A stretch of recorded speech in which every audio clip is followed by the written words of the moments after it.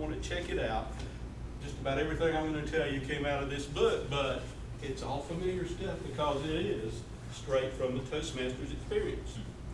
So we're living in different times now. Everything's electronic, it's quick. We got the cell phones. Let me ask a question. How many of you changed the station on your radio at least once on the way here this morning? We got no patience for anything. You remember back in the day when we had to get up and walk across the room to change the channel on the television? Now we all got remotes and we can zap. If we don't like something, they're gone. If we don't like what it goes to, we go somewhere else. We've got no patience.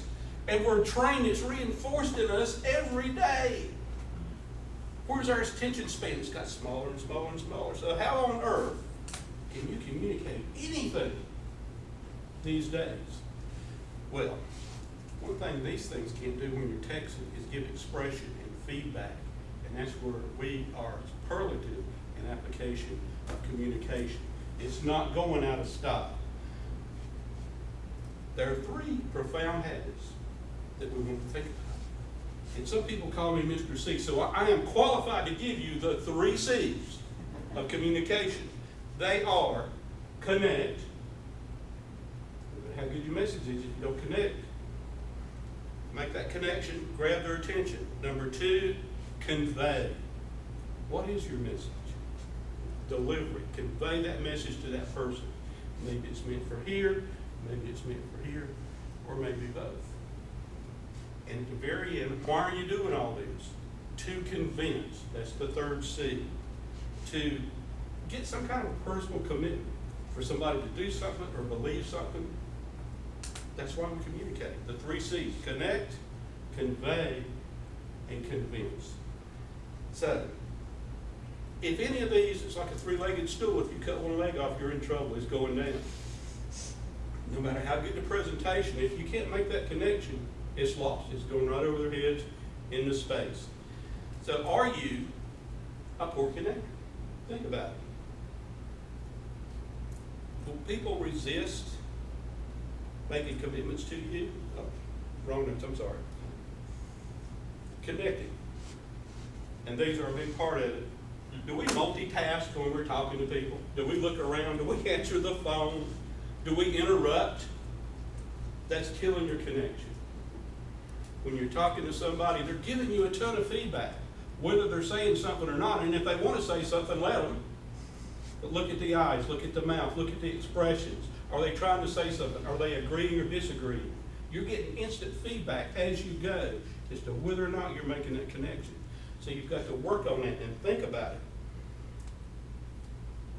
Think about those 3 C's. When you're making the connection, I'm going to have to use my notes, I'm sorry. Make the eye contact. Get to your point quickly. Because we all want to know what's in it for me. Don't save the best for last. Think about when somebody sells a mattress in a mattress store. This is what they do. They usually like to give you 3 choices. They're going to show you the best, most expensive mattress first. They want you to lay on that and enjoy what it feels like. And then they'll show you the cheaper models. But you want to get their attention. You want to put that golden shimmering object or goal out there that you know they want and give them a couple of options. And when you give the lesser options, guess what they're going to want? That most expensive mattress. Give them that idea. Don't save it to the end, because at the end, if you've not told them anything, they're gone. You've lost your connection. Remember who you're talking to. Show respect. Listen to them. Don't rush. And continue that communication. Continue the eye contact. Not blazing laser beam eye contact, friendly eye contact. Keep it steady. If they're talking, you're looking. But keep the eye contact going. So they know you're looking at them, you're thinking about them, you're making communication. The next one is convey. Are you a poor conveyor? Engineers are some of the world's worst. Because when I study something, I want to know how it is connected to the whole rest of the universe and every way it interacts. So it's kind of hard for me to simplify things, but you've got to do that. If there's something you want to talk about, this author here says preload 3 things. I don't care how complicated it is, how many subjects they are, how many parts they are, condense it down to 3. 3 is a magic number. So have in your mind how you want to compartmentalize your message into no more than 3 major parts. People can remember that. And when we go to training, we usually get hundreds and hundreds of different points, and that's the way training goes if it's technical. But if you want to convince somebody, they can walk away. They can hit that remote control, and they're gone. In their minds, they checked out. So you've got to be moving. You've got to keep it interesting to them. So if you use too many words, too many numbers, too many facts, facts support what I want. Man, you got to cut it down. Have one fact, one number that they can remember. Somebody at church talked a while back about being a foster parent, and they gave 514 families and this and that and the other. All they had to say that there's, for all the foster kids, there's a home for 1 out of 5. You can remember that, can't you? Don't need all that heavy duty math. Keep it simple. Make it simple. Trim the fat. And tell it with stories, not with facts. Warren Buffett, billionaire, CEO of Berkshire Hathaway. When he talks to customers, he don't unload all the numbers and all the money you can make. He tells stories. Personal, funny stories. And he makes his connection that way. And then at the end he comes back up, you can do this. That's when he gets a commitment. But he keeps their commitment that way, keeps their attention that way, so he can tell the story that brings them to where he wants them to be. So get to the point, have those 3 choices, no more, present the best first, think narrow and deep. What is your subject? Go deep on that subject. Don't confuse it with other things that are kind of related but not really necessary. Okay. Last one, convince. Are you a weak convincer? Do people resist committing to you? Do they ignore you? Do they ignore talking to you, not answer your emails, make excuses? Well, that's a tough one.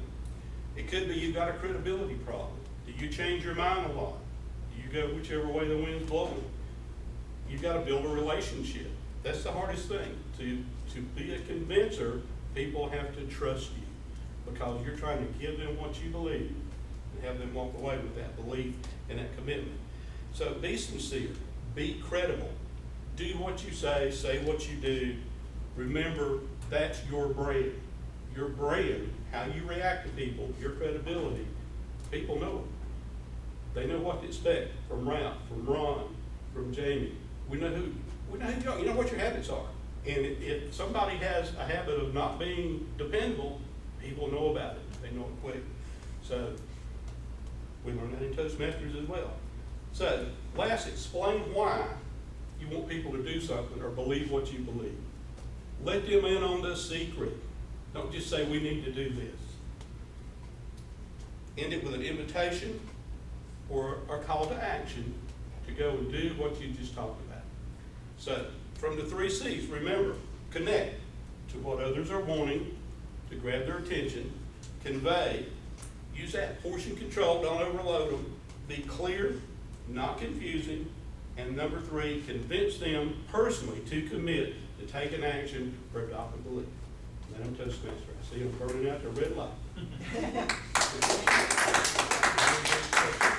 Now, because we have any of the tips that Ron has given us, this would be a good time to bring them up. And I'll start out by saying, whenever you were talking about connecting and eye contact and so forth, does the book that you were referencing talk about your other body language that goes along with that, like nodding or mirroring the what other person, you kind of heard about that you're kind of supposed to nod if you want people to say more or mirror their Yes. body language? The book goes into great detail on that, more than I can cover now, but they even mentioned that the eyes, the shape of the lips tell you something. If they got a pouty look or a frown, you can learn so much just by looking at how the lips move. It really reflects the soul. So all that body language, all those gestures matter. I mean, that's where you're connected, and that's where these things won't do a thing. So face-to-face communication trumps everything else. It's important. You said pouty lips and Trump in the same sentence.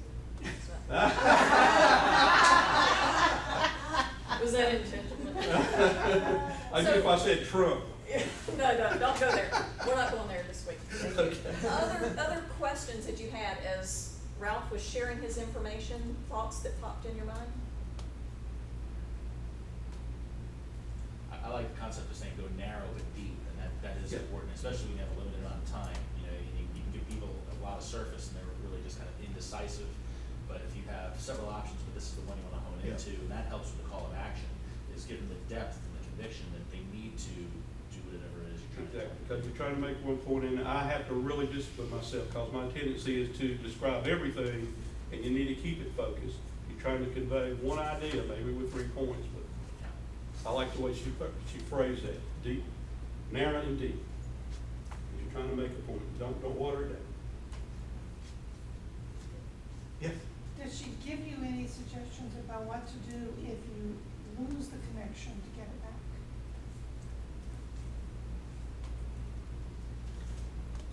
One thing she mentioned over and over, if you see that happening, you've got to look at that person, and she uses the term, be in their moment. Be in their moment, not your moment. So look at them, see how they're reacting, what they're feeling. Stop and ask the question. And that's the best way to pull them back in, because if you're dumping information out and they're kind of turning off, when they've got to talk back to you, you can get them back pretty quick. Ask the relevant question. Be in their moment. Anything else? Yeah. I really picked up on when you went from the introduction into the main part of your speech, and you said, are you a poor connector? And ordinarily, we try and always be uplifting and complimentary and so on, and when you said that, I immediately, my ears went up, and I was like, oh, am I? And I started listening, so I thought that was a great example of when you can use a question like a challenge to people to get their attention. So I thought that was very effective. And we know that because we've told, look at your audience, understand your audience, but we are so concentrating on the message all the way up here, we forget that. And it really is worth taking some time to say, who am I talking to? What are they like? What's in it for them? Thanks for bringing that up. Anything else? Okay. All those people that didn't make it just don't know what a blast we're having. Uh-huh. Absolutely. Well, thank you, Ralph, for coming. I was